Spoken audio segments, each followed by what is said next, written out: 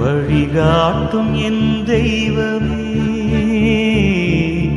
துணையாக எனில் வாருமே. என் அன்பார்ந்த சகோதர சகோதரிகளே, உங்கள் அனைவருக்கும் இனிய காலை வணக்கம். இன்றைய நாளுக்கான திருப்பலி வாசகங்கள் நமக்காக இறைவன் வழங்கும் உயிருள்ள வார்த்தைகள். இந்த வார்த்தைகள் நம் வாழ்வில் ஒளியும் உண்மையும் நம்பிக்கையுமான ஆண்டவரை நமக்குள் அழைக்கின்றன, மேலும் அவரது பாதையில் நிலைத்திருக்கவும் செய்கின்றன. இப்போது இன்றைய திருப்பலி வாசகங்களை கவனமுடன் கேட்போம். பொது காலம் 10ஆம் வாரம், வெள்ளி. முதல் வாசகம். இயேசுவை உயிர்த்தெழ செய்த கடவுளே, எங்களையும் உங்களையும் உயிர்த்தெழ செய்வார். திருத்தூதர் பவுல் கொரிந்தியருக்கு எழுதிய 2ஆம் திருமுகத்திலிருந்து வாசகம். 4ஆம் அதிகாரம் 7 முதல் 15 வரை உள்ள இறை வார்த்தைகள். சகோதரர் சகோதரிகளே, இந்த செல்வத்தை மண் பாண்டங்கள் போன்ற நாங்கள் கொண்டிருக்கிறோம்.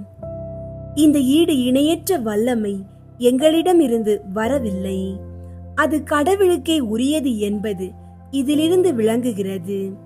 நாங்கள் எல்லா சூழ்நிலைகளிலும் இன்னலுற்றாலும் மனமுடைந்து போவதில்லை, குழப்பமுற்றாலும் நம்பிக்கை இழப்பதில்லை, துன்புறுத்தப்பட்டாலும் கைவிடப்படுவதில்லை, வீழ்த்தப்பட்டாலும் அழிந்து போவதில்லை. இயேசுவின் வாழ்வை எங்கள் உடலில் வெளிப்படுமாறு நாங்கள் எங்கு சென்றாலும் அவருடைய சாவுக்குரிய துன்பங்களை எங்கள் உடலில் சுமந்து செல்கிறோம். இயேசுவின் வாழ்வு சாவுக்குரிய எங்கள் உடலில் வெளிப்படுமாறு உயிரோடு இருக்கும் போதே நாங்கள் அவரை முன்னிட்டு என் நேரமும் சாவின் வாயிலில் நின்று கொண்டிருக்கிறோம். சாவின் ஆற்றல் எங்களிலும் வாழ்வின் ஆற்றல் உங்களிலும் வெளிப்படுகிறது. நான் கடவுள் மீது நம்பிக்கையோடு இருந்தேன், ஆகவே பேசினேன் என்று மறைநூலில் எழுதியுள்ளது. அதற்கொப்ப நம்பிக்கை மனப்பான்மையை கொண்டுள்ள நாங்களும் நம்புகிறோம், ஆகவே பேசுகிறோம். ஆண்டவர் இயேசுவை உயிர்த்தெழ செய்த கடவுளே, எங்களையும் அவரோடு உயிர்த்தெழ செய்து அவர் திருமுன் நிறுத்துவார். உங்களையும் அவ்வாறே நிறுத்துவார் என்பது எங்களுக்கு தெரியும். இவை அனைத்தும் உங்கள் நன்மைக்கே நிகழ்கின்றன.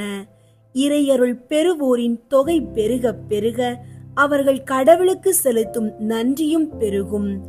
இதனால் கடவுள் போற்றி புகழப்படுவார். ஆண்டவரின் அருள்வாக்கு. இறைவா, உமக்கு நன்றி. பதிலுரை பாடல். பல்லவி. ஆண்டவரே, நான் உமக்கு நன்றி பலி செலுத்துவேன். ஆண்டவரே, நான் உமக்கு நன்றி பலி செலுத்துவேன். மிகவும் துன்புறுகிறேன் என்று சொன்னபோதும் நான் நம்பிக்கையோடு இருந்தேன். எந்த மனிதரையும் நம்பலாகாது என்று என் மன கலக்கத்தில் நான் சொன்னேன். பல்லவி. ஆண்டவரே, நான் உமக்கு நன்றி பலி செலுத்துவேன். ஆண்டவரே, நான் உமக்கு நன்றி பலி செலுத்துவேன். ஆண்டவர் தம் அன்பர்களின் சாவு அவரது பார்வையில் மிக மதிப்புக்குரியது.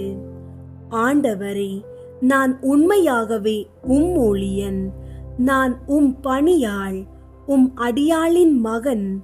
என் கட்டுகளை நீர் அவிழ்த்து விட்டீர். பல்லவி. ஆண்டவரே, நான் உமக்கு நன்றி பலி செலுத்துவேன்.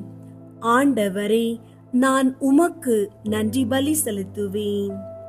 நான் உமக்கு நன்றி பலி செலுத்துவேன். ஆண்டவராகிய உம் பெயரை தொழுவேன். இப்பொழுதே உம் மக்கள் அனைவரின் முன்னிலையில் ஆண்டவரே, உமக்கு என் பொருத்தனைகளை நிறைவேற்றுவேன். பல்லவி. ஆண்டவரே, நான் உமக்கு நன்றி பலி செலுத்துவேன். ஆண்டவரே, நான் உமக்கு நன்றி பலி செலுத்துவேன். நற்செய்தி வாசகம்.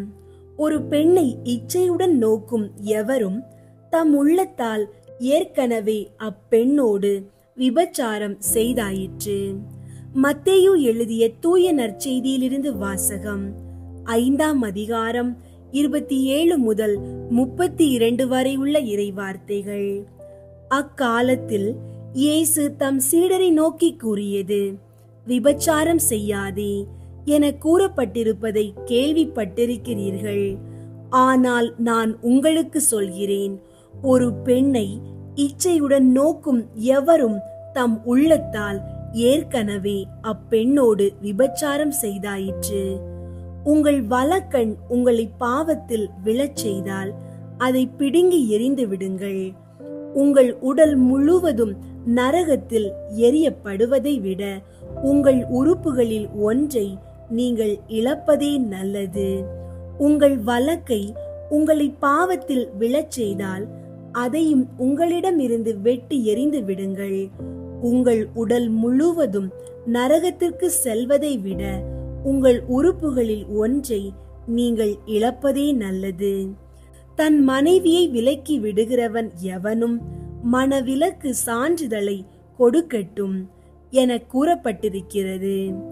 ஆனால் நான் உங்களுக்கு சொல்கிறேன், எவரும் தம் மனைவியை பரத்தமைக்காக அன்றி வேறு எந்த காரணத்திற்காகவும் விலக்கிவிடக் கூடாது.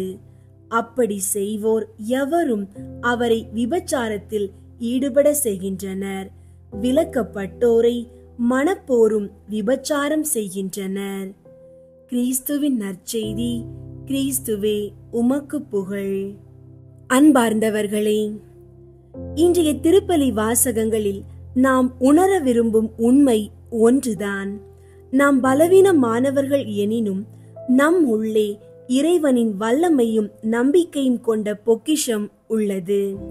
பவுல் கூறுகிறார், இந்த செல்வத்தை மண்பாண்டங்கள் போல நாங்கள் கொண்டிருக்கிறோம். மண்பாண்டம் என்பது எளிதாக உடைந்துவிடும். ஆனால் அந்த மண்பாண்டத்தில் பொக்கிஷம் வைத்தால் அது மதிப்பு மிக்கதாய் மாறிவிடும். அதுபோல நம்முடைய வாழ்க்கையிலும் வலிகள், பாவங்கள், குழப்பங்கள், மன அழுத்தம், தோல்விகள் இவை எல்லாம் இருந்தாலும் நம் உள்ளத்தில் வாழும் இயேசுவே அந்த பொக்கிஷமாக இருக்கிறார். அவர் உங்களையும் உயிர்த்தெழ செய்வார். உங்களுடைய உடலை மட்டுமல்ல, உங்கள் சிந்தனையை, உங்கள் குடும்பத்தை, உங்கள் நம்பிக்கையையும் உயிர்த்தெழ செய்வார். அதற்காகவேதான் இன்று நாம் இந்த இறை வார்த்தையை கேட்கிறோம். ஜெபம். இயேசுவே, நாங்கள் பலவீனமானவர்கள், ஆனால் உம்மில் நம்பிக்கையுடன் வாழ விரும்புகின்றோம். உமது உயிர்த்தெழுதலை எங்கள் வாழ்விலும் செயல்பட செய்யுங்கள். எங்கள் வலிகளுக்குள் உமது வெற்றியின் ஒளி தென்பட அனுமதியுங்கள். அந்த அருள் ஒளியை இன்று நாங்கள் ஏற்றுக்கொள்கிறோம். ஆமீன்.